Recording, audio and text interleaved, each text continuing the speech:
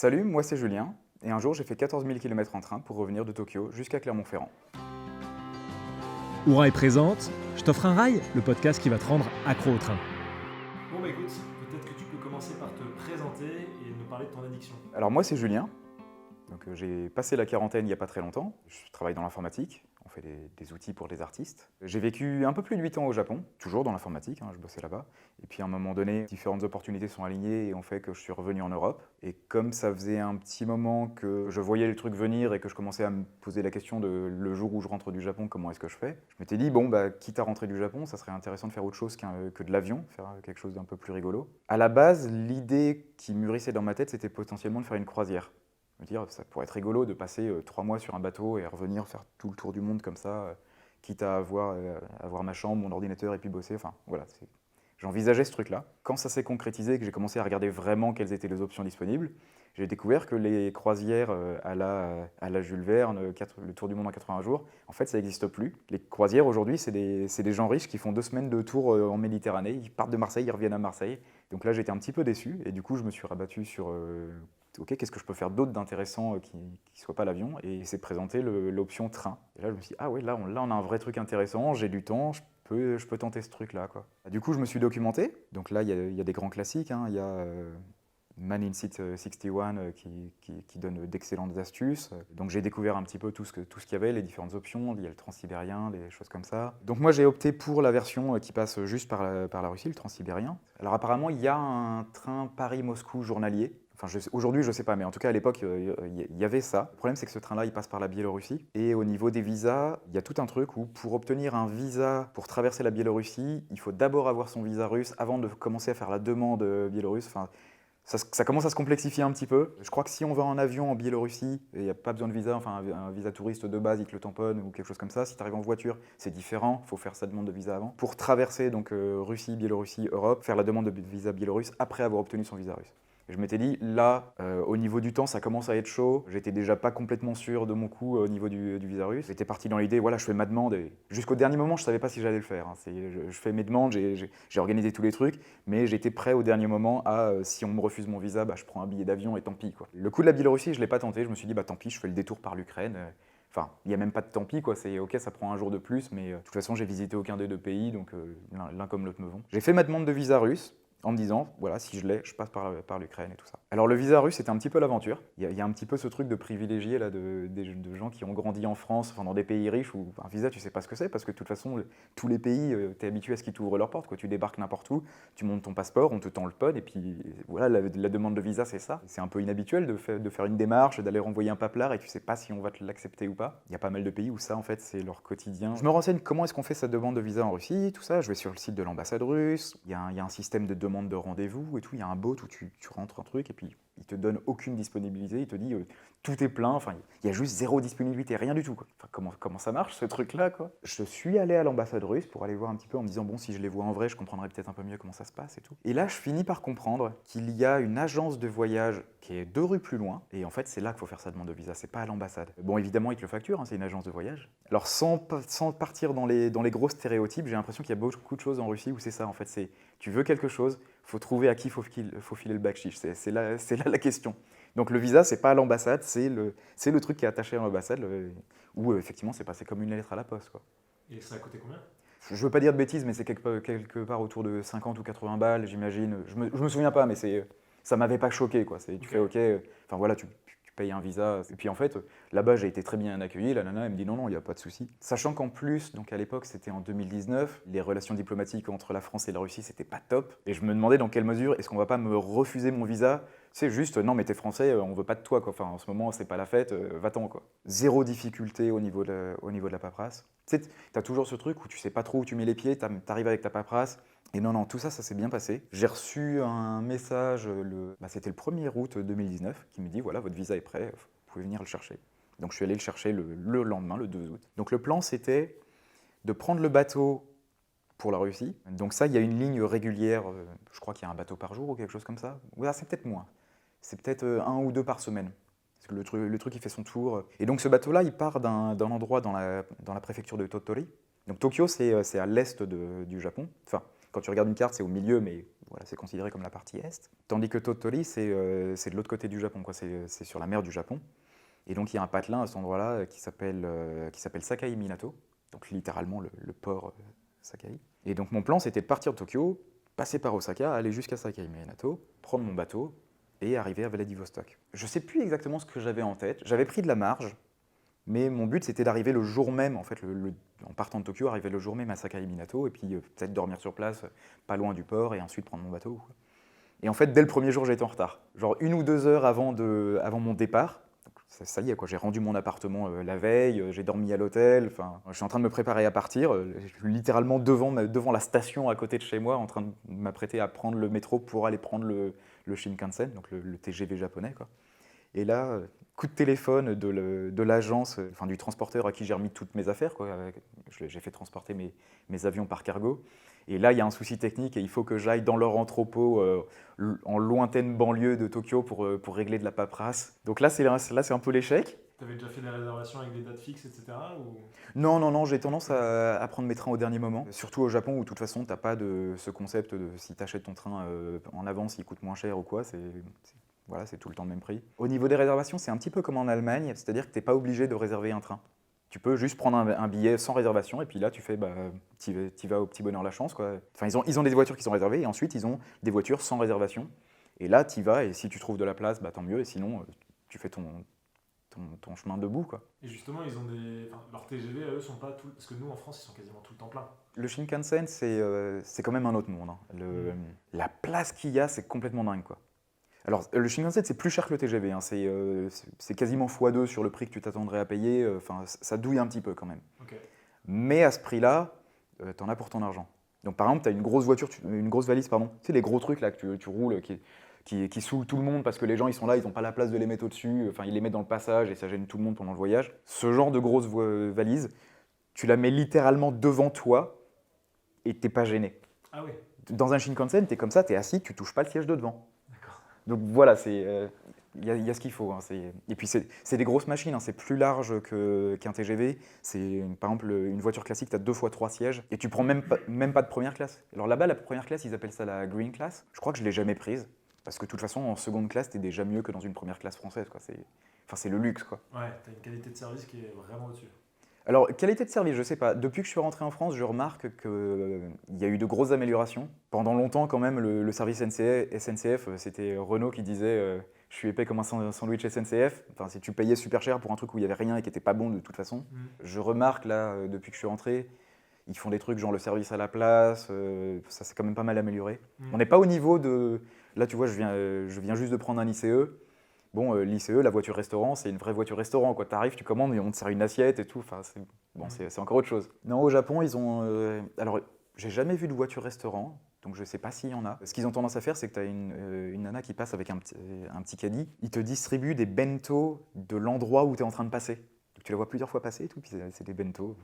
Bon, après, c'est du bento de train, hein, donc c'est pas non plus la folie. Ça fait le travail, quoi. Tu payes 10 balles, t'as un petit repas qui est tout à fait correct. Le Shinkansen, c'est cher, mais t'es à l'aise, c'est spacieux, et je te dis, tu mets ta valise devant toi, quoi, t'es tranquille. Ok, et alors, avant que tu continues là-dessus, j'aimerais savoir justement, que tu nous reparles un peu justement de cette addiction ou pas. Quel est ton rapport au train avant ce voyage ? Avant ce voyage, je suis relativement agnostique. C'est-à-dire que j'ai tendance à bien aimer le train. Je suis dans une situation différente parce que les seules fois où je prends l'avion, c'est pour rentrer en Europe, pour les vacances. J'ai un petit peu voyagé dans la région, mais pas tant que ça en fait. Le train en fait s'impose, quoi. Et puis de toute façon, le réseau ferré au Japon, il est tellement dense et tellement de haute qualité. Un jour, j'ai lu dans un article, un article français qui te parle du Japon, qui dit le Shinkansen, c'est le TGV à la fréquence du métro. Et c'est vrai en fait. Ah ouais. T'arrives sur la plateforme où tu es censé avoir ton train, tu sais, tu regardes, t'as les gens, ils font la queue. Les gens, ils font pas la queue pour ton train. Ils font la queue pour le train qui est avant, qui va passer 10 minutes avant le tien, quoi. Quand t'as un pays dont le service ferroviaire, ils ont une moyenne de retard à l'année qui se compte en secondes, ouais, tu peux faire ce genre de choses, quoi. T'as des connexions super serrées et ça passe, quoi, parce que ton train, juste, il est à l'heure. Et effectivement, t'as le train Tokyo-Osaka, t'en as littéralement toutes les 10 minutes. Enfin, c'est un truc de dingue, quoi. Alors, il n'est peut-être pas aussi plein que le TGV. Ça dépend des périodes. Il y a des moments où, effectivement, tu peux avoir un train bien plein avec des gens qui se tiennent debout sur toute la rangée et tout. Avant ce voyage, t'aimes bien le train, mais Sans- c'est pas une addiction, quoi. Ouais, non, sans plus. J'aime bien le train, quoi. J'avais pas encore cette attitude de chercher à préférer le train par rapport à autre chose. Après, c'est pareil, hein, tu as toujours un équilibre à trouver. Je suis pas non plus jusqu'au boutisme, mais ça m'arrive de faire d'assez gros efforts pour essayer de prendre un train et puis au bout d'un moment faire non, bon, bah là juste, ok, je prends l'avion, quoi. En fait, le train sur de la longue distance, c'est une expérience assez différente. Typiquement, tu veux aller dans je sais pas quelle ville, tu fais oh, il y a 7 heures de train, ça saoule, quoi. Enfin, 7 heures de train, t'as pas envie de le faire, quoi. Mais 3 jours de train, ça passe sans problème, quoi. 3 jours de train, c'est pas du tout la même expérience que 7 heures de train, ça se passe bien. J'ai fait 14 000 km en train. Je suis arrivé à l'autre bout, j'étais moins fatigué qu'après 12 heures de vol. Tu sais, après 12 heures de vol, t'es cassé en deux, quoi. Enfin, tu sers plus à rien, tu vas juste aller faire une nuit et tu sens pas bon, tu t'as transpiré, enfin, c'est une horreur, quoi. 3 semaines en train, j'arrive, j'ai pas mal au dos, je suis bien, j'ai bien dormi toutes les nuits, j'ai pas de jet lag, j'ai vu le paysage, enfin, c'est tout mieux que l'avion, quoi. Tu veux aller prendre l'avion, tu passes la sécurité, c'est un enfer. Le truc, t'as une queue pas possible, on te demande d'ouvrir ton slip pour voir si t'as pas mis un flacon de 100 millilitres de flotte, enfin, c'est juste n'importe quoi. Bon, après, je dis ça, il y a de bonnes expériences aussi, hein, mais dans l'ensemble, c'est quand même pas... Enfin, personne aime ce passage, puis tu vas perdre 2 heures à l'aéroport, il faut arriver en avance ou je sais pas quoi. Avant que tu nous parles, enfin que tu nous reparles un peu de ce périple en lui-même, est-ce que tu peux nous parler justement de ton expérience au Japon? Voilà, nous parler un peu de ce pays, parce que je pense qu'il y a beaucoup de gens qui connaissent pas, et Ouais. qu'est-ce qui t'a marqué là-bas? Alors, le Japon, je connaissais un petit peu déjà parce que j'avais des potes là-bas, j'avais des collègues d'université qui travaillaient là-bas, j'ai des amis, je parle la langue et j'étais déjà allé en touriste. Donc j'avais déjà vu le pays. C'est pas du tout la même chose de visiter un pays en tant que touriste ou d'y vivre. Je cherchais du taf. J'ai un pote qui me dit tiens, t'as vu, il y a cette annonce là pour du boulot au Japon. Je trouvais pas quelque chose qui m'intéresse à Paris. Voilà, dans ce que je voulais faire, je trouvais pas à Paris. Il va falloir que je cherche en dehors de Paris. Et à partir du moment où je dois déménager, que je déménage de 100 000 ou 10 000 km, ça change pas grand chose. Donc j'avais cherché un peu partout, hein, en France, en Europe, etc. Et donc un jour, un pote m'envoie une annonce à Tokyo. J'avais pas d'attache particulière en France, donc j'ai tenté et puis je l'ai eu en fait. J'ai littéralement pris mes valises parce que j'avais pas beaucoup d'affaires non plus à l'époque. Alors j'ai d'abord squatté pendant un mois chez un pote, ça faisait un moment qu'il était là, donc déjà il m'a bien aidé à faire toutes les démarches administratives et tout. Donc ça c'est vrai que quand tu connais pas, que tu sais pas qu'il faut aller se déclarer à la mairie, qu'il faut aller faire les trucs. Au Japon par exemple pour signer des documents, ils utilisent ce qui s'appelle l'Inkan. Enfin, t'as le Hanko, tu sais, c'est le petit machin où tu viens tamponner et puis ça te fait un petit rond avec des jolis dessins dedans. Donc ça, en fait, ça a valeur de signature au Japon. Et le Lincoln, c'est la version de ce truc-là que tu as littéralement déclaré à la préfecture. Tu es allé les voir, tu fais voilà, ça, c'est officiellement ma signature pour les documents officiels, etc. D'accord. Et ça, si t'as pas quelqu'un pour te guider un petit peu à travers ce truc-là, bah, c'est un peu compliqué. Ça se fait, hein, mais c'est juste que bah, moi, en une semaine, c'était plié et que si tu le fais tout seul, ça va prendre un peu plus de temps, quoi. Et toi, comment ça se fait que tu parlais déjà japonais? Alors ça, c'est un concours de circonstances. C'est que quand j'étais à l'université, il y avait des cours de japonais. Et là, tu fais, ah, c'est rigolo, quoi. C'est pas un truc que tu vois tous les jours, on va essayer. Bah, j'avais appris à parler un tout petit bout de grammaire, quoi, un petit peu, quelques trucs. Au bout d'un moment, en fait, je me suis fait des potes japonais. La motivation pour apprendre la langue, elle est plus du tout la même. C'est que tout à coup, ça devient un vrai outil de communication pour parler avec tes amis et pas juste un truc pour rigoler, quoi. Ouais, du coup, j'avais pas mal progressé tout seul dans mon coin et bon, j'avais un petit niveau débutant, mais qui me permettait largement de m'en sortir dans la vie de tous les jours, quoi. Parce que là-bas, ils parlent pas très bien anglais, non? Ils ont du mal avec les langues étrangères, ouais. Ouais. Je ne sais pas exactement à quoi c'est dû. J'ai l'impression que c'est leur modèle d'enseignement qui est complètement cassé au niveau de l'apprentissage d'une langue étrangère. Quand tu apprends l'anglais avec un prof qui lui-même est pas bon en anglais et qui te le parle avec un accent à couper au couteau, déjà ça aide pas. Quand ton contrôle continu c'est des QCM, ça aide pas non plus. Et puis après, ils ont un petit peu ce truc qu'on a un peu en France aussi, où ils sont persuadés d'être mauvais en langue et du coup c'est une prophétie qui s'autoréalise, quoi. Et alors, qu'est-ce qui t'a marqué dans ces 8 ans passés au Japon? Qu'est-ce que tu retiens de plus? Alors un truc qui n'est pas spécifique au Japon, mais j'ai l'impression que quand tu vis dans un pays étranger, ça te donne une perspective complètement nouvelle par rapport à ton propre pays. Tu vois des trucs qui marchent bien dans ton pays et qui sont cassés ailleurs, où tu leur fais, bah les gars, comment ça se fait que vous n'arrivez pas à faire ça, quoi, c'est genre force de l'art. Et puis tu vois des trucs qui marchent chez eux et qui ne marchent pas chez toi. Tout ce qui est transport, tout ce qui est infrastructure, donc quand je dis transport, c'est la poste, c'est le train, ça marche du feu de Dieu, quoi, c'est complètement dingue. Je pense qu'effectivement, culturellement, les Japonais sont très fiables. Il y a une notion de service qui est complètement dingue. C'est vraiment ça. Tu sais, en France, on dit le client est roi, mais c'est un peu une figure de style, quoi. Non, là-bas, socialement, il y a une différence. socialement, il y a la même différence entre toi et un employé qui vient te voir et te livrer un truc qu'entre toi et ton boss, par exemple. Après, ça a ses avantages et ses inconvénients, hein, mais en tout cas, ouais, tout ce qui est transport, ça marche super bien, quoi. Au niveau culturel, justement, enfin, on a toujours un peu cette image que c'est un mélange de modernité et de tradition. Ah ouais, complètement. C'est assez fou, hein. T'as effectivement ce Japon ultra moderne avec les technologies, les robots, les trucs comme ça, enfin voilà, à la pointe. Et puis à côté de ça, t'as ce respect des traditions. Au final, une tradition, une culture, en fait, elle ne vit que si quelqu'un la pratique. Si tout le monde arrête de pratiquer une culture, bah, juste on l'oublie en fait. Et non, au Japon, ils sont très attachés à continuer à faire vivre ces choses-là. Donc tu vois des choses comme les temples, tu vois les fêtes traditionnelles, tu vois les choses comme les kimonos, les choses comme ça, et qui sont complètement juxtaposées, quoi. Quand il commence à faire beau, typiquement, bah, les gens ils vont commencer à mettre leur yukata. Donc c'est des... Alors c'est pas un kimono, c'est un vêtement d'été, mais c'est une coupe traditionnelle. Bah, tu mets ça et puis tu vas dans le parc ou quoi. Et du coup, tu vois des gens passer avec ça en plein quartier avec des néons dans tous les sens, mais en fait, ils vont au parc qui est à côté, qui est tout zen, tout tranquille. Un exemple, moi, qui m'avait marqué, dans la première boîte où j'avais bossé, après le Nouvel An, on est allé faire un truc dans un temple. Genre, on est littéralement allé avec les execs de la boîte prier au temple. Mais je crois que c'est un truc du style où tu viens prier pour la prospérité de ta boîte, etc. Et donc, tu avais tout ce folklore où on est allé dans le temple, tu avais le gars qui était avec son machin, je sais pas exactement comment ça marche, mais voilà. Et la façon dont moi j'interprète ça, bon à vérifier, j'en ai jamais vraiment parlé à des Japonais, mais la façon dont je le comprends avec mon œil extérieur, je veux pas dire un mensonge de polichinelle, mais c'est, est-ce que les gens y croient? Peut-être, peut-être pas, mais au final c'est presque du mécénat en fait. C'est tu viens faire ce truc-là, tu viens donner de l'argent au temple et ils font ça en retour. Que tu y crois ou tu y crois pas, ouais, mais ça fait vivre le temple et du coup, tu as ce patrimoine culturel là qui est présent en fait. L'équivalent en France, ça serait peut-être une grosse boîte qui vient faire un machin à la messe de Notre-Dame et tu dirais, c'est pas, ça veut pas forcément dire qu'ils pensent que Dieu va les aider ou quoi, mais ça fait vivre le truc, quoi. Ouais, c'est une façon de rendre à la communauté, quoi. Moi, c'est comme ça que je le comprends, ouais. Ok.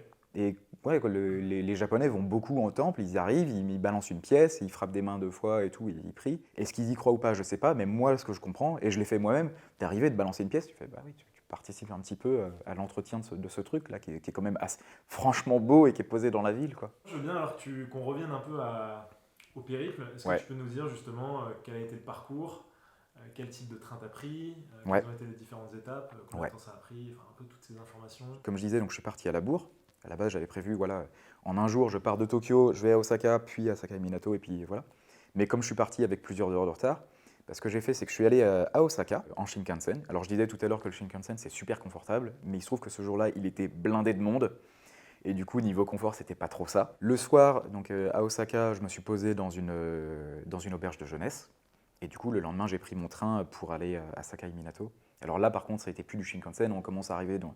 Ça commence à être de l'omnibus, là, le chouchou au milieu de nulle part. C'était rigolo d'ailleurs, parce que c'est vraiment, ça commence à être du vieux matériel et tout. Tu vois le mec dans sa cabine, ça ressemble plus à ce que tu t'attendrais à voir un train, tu sais, tu as des manivelles et tout. Et donc, on est arrivé en fin d'après-midi à Sakai-Minato. Je suis allé au terminal, au port, tout ça, pour prendre mon bateau, que j'avais réservé celui-là, hein, par contre. Okay. Là, c'était un truc réservé et tout. Je passe l'immigration, tout ça, je monte à bord de mon bateau, je découvre un petit peu mon truc, et puis on part, en fait. Je me rappelle plus combien de temps ça a pris, en toute façon. Tu arrives, tu poses tes valises, tu commences à prendre tes repères, etc. Et là, on a eu 3 jours de bateau, à peu près. Ah, c'est 3 jours? Ouais. Ah ouais, quand même. On a fait une escale en Corée, à Donghae. On est arrivé le dimanche. Là, la question, c'est est-ce que tu restes à bord du bateau ou pas? L'escale, elle dure, je sais pas, quelques heures. Bon, là, tu fais, ah, c'est rigolo, on va aller faire tamponner le passeport et puis aller se balader. Il n'y a rien à faire, c'est dimanche, tout est fermé, mais hop. T'as tout le monde qui est descendu du bateau, ça fait un peu Lemmings, commencer à se propager dans la ville. Trouver une supérette du coin, acheter un truc, un snack, une boisson, et puis revenir à bord du bateau, quoi. Et ensuite, on part pour Vladivostok. Alors, le bateau, je l'avais jamais pris, en tout cas pas sur des durées pareilles, quoi. Moi, tout ce que je connaissais, c'était genre la navette qui va à l'île du coin en Bretagne ou quoi. Donc là, 3 jours sur un bateau, et ben, c'est assez rigolo comme expérience. J'avais un petit peu peur du mal de mer, je me disais, bon, qu'est-ce que ça va donner? Mais au final, on a eu une mer très très calme, donc absolument rien, aucun problème de ce côté-là. La nuit, j'ai dormi comme un chat, tangue un petit peu, du coup, t'es dans ton lit, t'es bercé littéralement. Donc ça se passe vraiment super bien. Alors je m'attendais à pas avoir le réseau ou quoi, hein. Je veux dire, t'es en pleine mer, c'est bon, là, ça passe plus, quoi. Il n'y a plus le wifi. Et là où je m'attendais pas, c'est qu'on n'avait même pas de prise en fait. Il n'y avait pas de prise électrique ni rien, quoi. Tu voulais charger ton portable. Alors je pense que eux, ça doit les faire marrer parce qu'ils doivent voir ce pattern à chaque fois.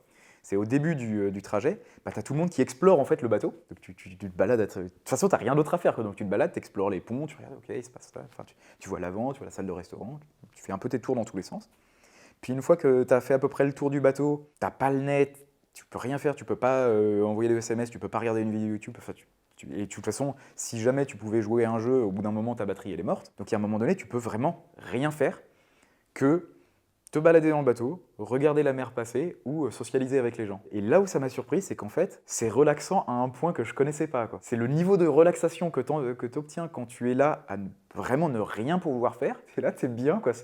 Franchement, c'était 3 jours de repos intensif, quoi. Mais je veux dire, même en journée, quoi, tu es posé, et puis tu regardes la mer passer, et puis je veux dire, bon, au début, tu as de la côte à voir, mais quand tu as quitté la côte, il n'y a plus rien à voir. Donc tu socialises et puis tu te relaxes. Okay. Et socialiser, c'était rigolo aussi, parce que en fait, les gens qui sont sur un bateau comme ça, bah, ils ont tous une histoire marrante à raconter, quoi. D'ailleurs, c'est quoi le profil? C'est des Japonais ou plutôt des Russes? Il y avait un peu des deux. Il y avait quand même beaucoup de Japonais, enfin logique, quoi. Mais...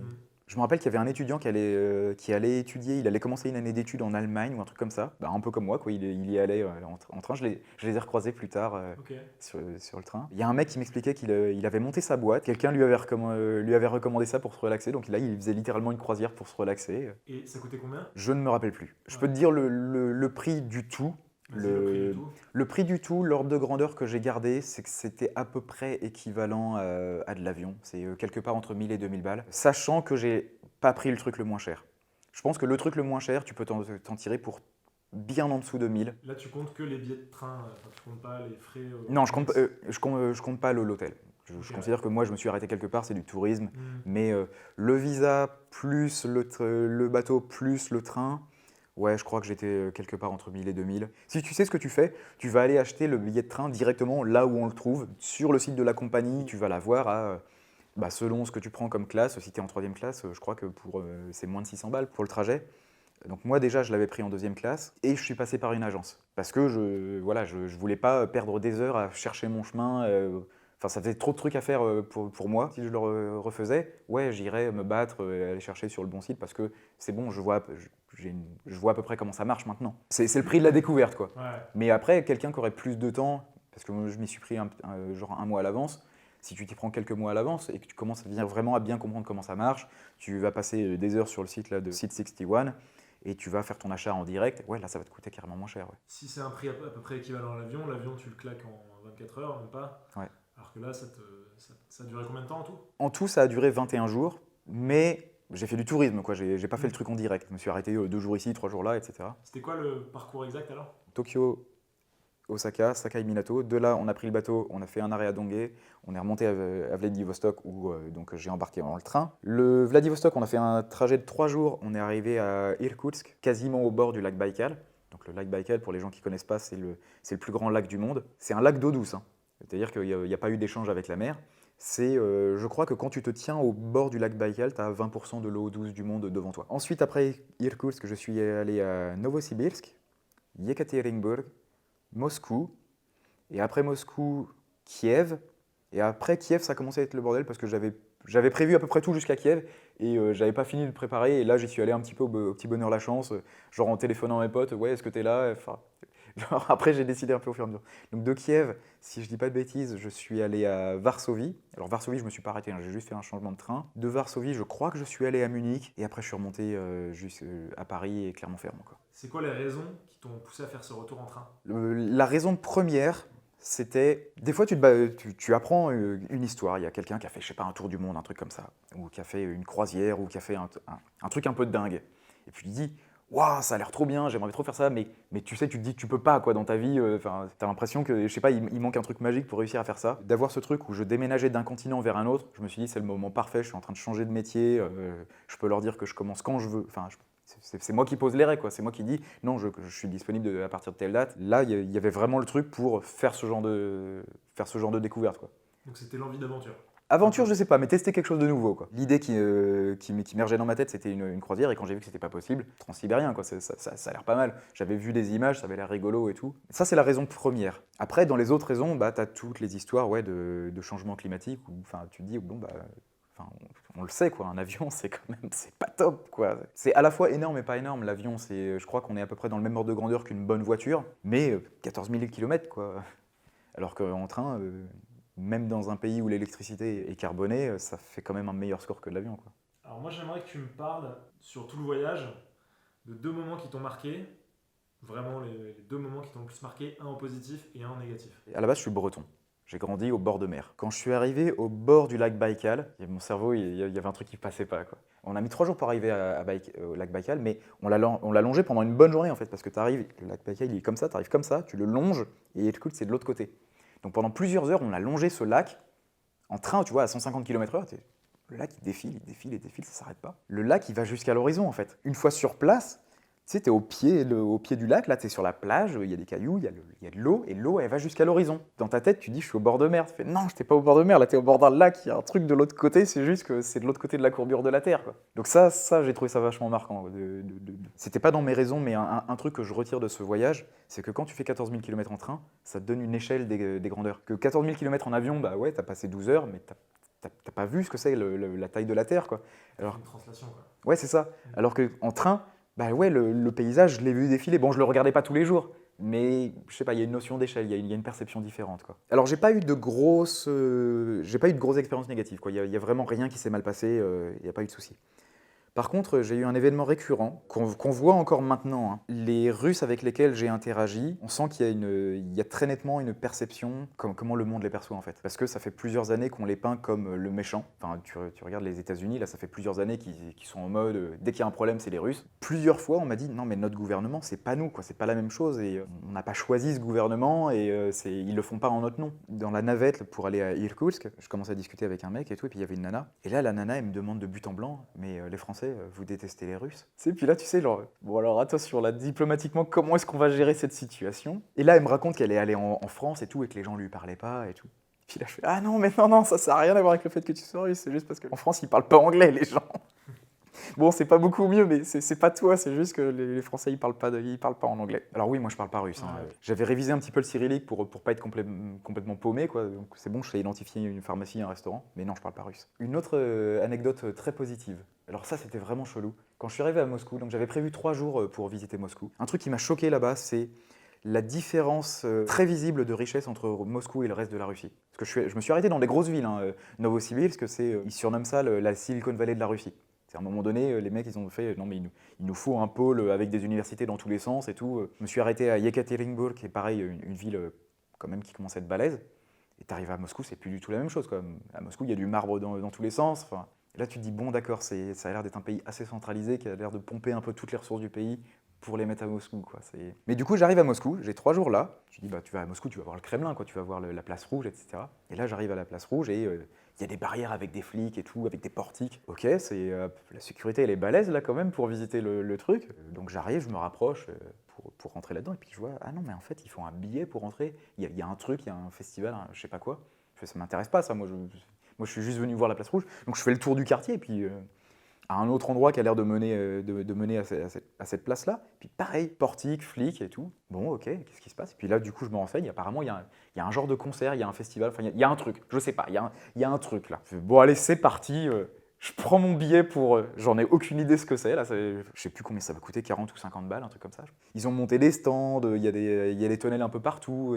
Ils ont fait un manège avec des chevaux. Sur le manège, ils font une petite démonstration de voltige à cheval, une petite démonstration de sabre. Enfin, c'est très bon esprit, quoi. Il y a des familles qui sont là en train de montrer avec leurs enfants. Enfin. Et le clou du spectacle, le truc pour lequel j'ai payé mon entrée, en fait, c'est il y a un machin avec des gradins où il va y avoir un spectacle. J'ai toujours aucune idée de ce que ça va être, hein. Donc je vais là-dedans, alors je suis tel truc.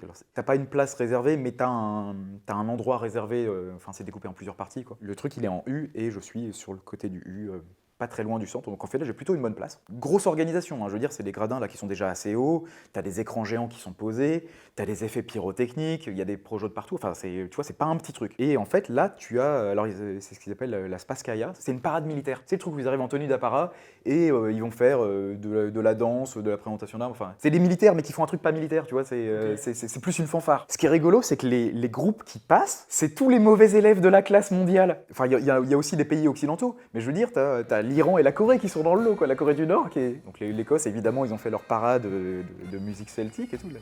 Ah, ça, je connais. Et j'ai eu ce moment d'hallucination complète où je suis dans cet endroit avec vraiment esprit familial, quoi. Les gens, ils sont venus avec leurs gamins, ils regardent un truc. À un moment donné, on est en train de regarder je sais pas quel groupe et je vois un mec passer en uniforme. L'uniforme de la Corée du Nord, tu sais, tu le reconnais avec leur truc énorme là. D'accord, donc là, ça c'est un officiel de Corée du Nord, donc ils doivent arriver pas longtemps après, quoi. À un moment donné, dans la présentation de la Corée du Nord, tu avais une cantatrice et tout. Puis tu vois ça, tu regardes autour de toi et tout le monde est content. Tu fais, c'est tellement, mais à des kilomètres de l'image qu'on a de la Corée du Nord. Et quelque part, ça fait plaisir, quoi. Tu te dis, bon, ouais, il reste encore un peu d'humanité dans tout ça, quoi. C'est une forme un peu de propagande, quoi. Oui, bien sûr. Bon, après, diplomatiquement, tu comprends. Je veux dire, évidemment que la Russie a des relations diplomatiques serrées avec la Corée du Nord. Juste, c'est ton voisin, quoi. T'as pas le choix, quoi. Si ton voisin, tu t'entends pas avec, ça finit en guerre. Encore une fois, c'est un truc où tu recalibres ta réalité. Où, en Occident, on te peint ces pays comme étant le mal absolu. Et attends, il y a une zone de gris, là, quand même, un petit peu. Et effectivement, il y a des problèmes. Mais là, tu voyais qu'ils étaient très contents d'être là, les mecs avec tu vois, des Coréens avec un grand sourire en train de faire leur parade, les gens en train d'applaudir, enfin, c'était plutôt chouette, quoi. Est-ce que tu peux nous dire rapidement, parce que tu en as déjà un peu parlé, selon toi, quels sont les avantages du voyage en train? Alors le prix, je vais pas le citer comme un avantage, parce qu'au final, j'ai l'impression que le train, malheureusement, n'est pas super compétitif. Le trajet que j'ai fait, moi, il m'a coûté un peu cher, c'était à peu près comparable à l'avion, mais je pense qu'il y a moyen de baisser. Encore une fois, je suis passé par une agence, donc j'ai payé plein pot. Non, par contre, les avantages, ouais, c'est le niveau de confort n'est pas du tout le même. Tu dors dans ta couchette, donc tu vois le paysage de près. À chaque arrêt, tu as le temps de te dégourdir les jambes, etc. Tu arrives à l'autre bout, t'es pas fatigué, t'as pas de jet lag. Quand tu arrives pour prendre ton train et quand tu descends de l'autre côté, t'as pas le même stress que dans un aéroport, c'est quand même beaucoup plus cool. Le passage des frontières après la Russie, c'était moins agréable déjà. En Russie, bah, de toute façon, t'es dans le même pays, donc t'as pas le problème. La frontière entre la Russie et l'Ukraine, tu te fais réveiller à 1h par des mecs qui sont pas du tout de bonne humeur. Et puis ça n'a rien à voir avec le fait que tu es étranger. Hein. Dans ma cabine, il y avait justement un couple russo-ukrainien. Je crois qu'elle était russe et lui était ukrainien. Donc les mecs, ils nous réveillent à 1h du mat, donc on est tous la tête. On te réveille, mais ça met un certain temps entre le moment où on te réveille et le moment où on vient vérifier ton passeport, quoi. On te réveille au moment où le train s'arrête. Les mecs, bam, bam, bam, et puis ils font les cabines une par une. Donc tu es là, limite, tu as envie de te rendormir, quoi. Et donc il arrive, tu passes ton passeport et tout. La nana, qui pour le coup était la russe dans la cabine, elle se fait pourrir sur place parce que il a pas bien vu sa tête. Genre le mec il fait bah vas-y lève-toi, enfin, montre-moi ta gueule que je vérifie que c'est bien la même que sur le passeport et tout. Moi ça s'est bien passé et pour le coup le couple avait été super rigolo parce qu'on avait fait connaissance et tout. Je leur ai dit t'es qui, qu'est-ce que tu fais là et tout. Puis je leur ai expliqué bah j'arrive du Japon et du coup quand l'immigration est arrivée, eux, ils étaient là, ah ouais, alors lui, il est français et tout. Et puis, ils ont tout expliqué à ma place, j'ai rien eu à dire, quoi. Le côté ukrainien était plus cool déjà. Ces endroits-là, j'y suis déjà retourné depuis, Bulgarie, Hongrie, choses comme ça. Et c'est vrai que là, depuis qu'il y a la crise ukrainienne, il y a quand même vachement plus de contrôle aux frontières. Enfin, clairement, ils font la chasse aux immigrés, quoi. Maintenant, les trains ont systématiquement plusieurs heures de retard. Et les gars, ils sont vraiment pas agréables, quoi. D'autres avantages, bah, on a parlé hein, de l'empreinte carbone et de choses comme ça. Indépendamment de la gravité de la situation, bah, tu as ce phénomène en fait, de culpabilisation. Quoi. Tu prends l'avion, tu fais ouais, tu essayes d'éviter de prendre l'avion. Et bah, avec le train, non, t'es un peu plus à l'aise. Quoi. Ouais, t'as moins de rebord. T'es plus l'esprit libre. Ok, et est-ce que tu as d'autres voyages bas carbone prévus prochainement? Je pense que je vais tenter de faire un petit périple en Méditerranée. L'année dernière, avec un pote, on a fait un périple dans les pays de l'Est. Là, tout de suite, non. Je vais peut-être me prendre 2 semaines là, et vadrouiller un peu, mais rien d'aussi violent. Bon, bah, un grand merci. Et peut-être que ce que je vais préciser pour ceux qui voudraient en savoir plus sur ton aventure, sur ton périple, c'est que tu as créé un fil Twitter, ouais. Justement avec plein de détails, un peu au jour le jour de l'avancée de ton aventure, c'est comme ça que je t'ai découvert, qui est super intéressant. Donc effectivement, j'avais raconté ce truc-là au fur et à mesure en fait. Twitter, Zavi, Z-A-V-I-E. Je sais plus quelle taille il fait le truc, une 40aine de posts ou un peu plus. Et puis à la fin, j'avais utilisé un de ces services qui te met tout sur une page. Et ben, un grand merci pour ton histoire, c'était super intéressant. Merci pour l'invitation. Avec plaisir. Et puis à bientôt peut-être dans le train. Yes.